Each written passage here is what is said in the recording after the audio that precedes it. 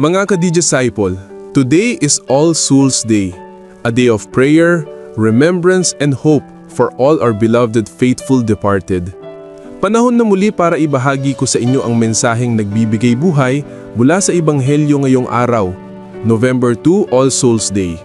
Ako po si Brother Rai, Digital Disciple. Sa Ebanghelyo natin ngayong mula sa John 6:37-40, sinabi ni Jesus, "Ang lahat ng ibinibigay sa akin ng Ama ay lalapit sa akin, at ang lumalapit sa akin ay hindi ko itataboy. Sapagkat ang kalooban ng Ama ay ang hindi mawala kahit isa sa mga ibinigay niya sa akin, kundi muling buhayin sa huling araw."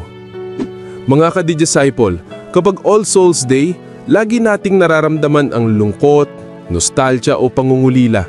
Pero ang Ebanghelyo ngayon ay hindi tungkol sa takot sa kamatayan, kundi tiyak na pag-asa. Sinabi ni Jesus, "Hindi ko itataboy ang lumalapit sa akin. Hindi mawawala kahit isa. Bubuhayin ko sila sa huling araw."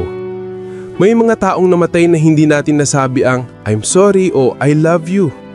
Minsan napapaisip tayo, nasaan na kaya sila ngayon? Pero ang sagot ni Jesus malinaw, hindi sila nawala, nasa kamay sila ng Diyos. Ang All Souls Day ay paalala na love is stronger than death. Our prayers still matter, and God never abandons His children, not even in the grave. Kaya kapag nag-aalay tayo ng kandila, bulaklak, or panalangin, hindi lang tayo nagre-remember, we are loving them still. Mga ka-disciple, kaya kapag nalulungkot ka ngayong All Souls Day, tandaan mo, in God, no one is ever lost.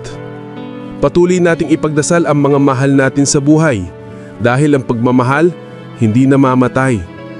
Closing prayer. Panginoon, inaalay namin ang panalangin para sa lahat ng yumao.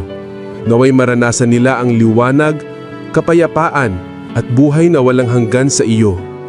Bigyan mo rin kami ng lakas ng loob at pananampalataya na ang kamatayan ay hindi katapusan, kundi simula ng buhay na tunay.